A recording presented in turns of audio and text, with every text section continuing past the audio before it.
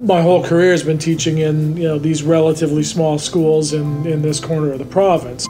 I came to Lockport in 1983 and was only going to stay a while. I only had a half-time contract, and it just fit. It absolutely fit. Within 2-3 years, you knew everyone. You were part of the community. You'd made all the connections. It just felt right. And I think what we get that you wouldn't get from a bigger school is you watch kids come in at 12 and you see them leave at 18, and you've really seen the growth of a child. I'm Steve Walsh. I'm a teacher. The last several years I've been principal at Lockport Regional High School and Lockport Elementary School. And I'm Sandra Walsh, and I teach at Shelburne High School, and I've been there 15 years, and before that I was at Lockport High School for 15 years. I've taught in all 3 high schools in the county, and a number of years at Hillcrest as well, teaching upper elementary and a year in administration there. It's been a great place for our kids as well. Our kids, ironically, probably did more being in a small community than had they been in a big community, because there was nothing that they wanted to do they couldn't do. They didn't have to be on a wait list.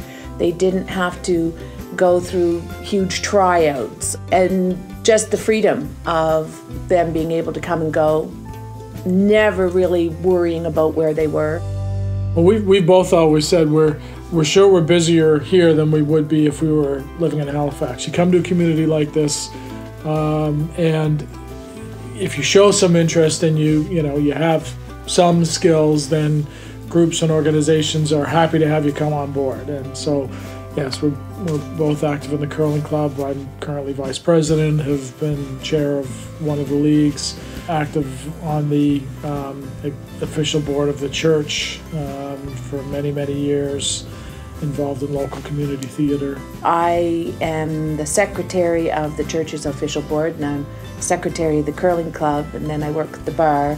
And we've also, the last couple of years, been running trivia nights as fundraisers for the curling club. Like, I think of church or curling club, like, we know what's happening in each other's lives. And someone's not there for a couple of weeks, you notice and you pick up the phone and you say, how are things? Teaching's a hidden harvest profession. You often don't get to see what you plant because it flowers so much later. And I think being here, a lot of times that harvest, we get to see the harvest.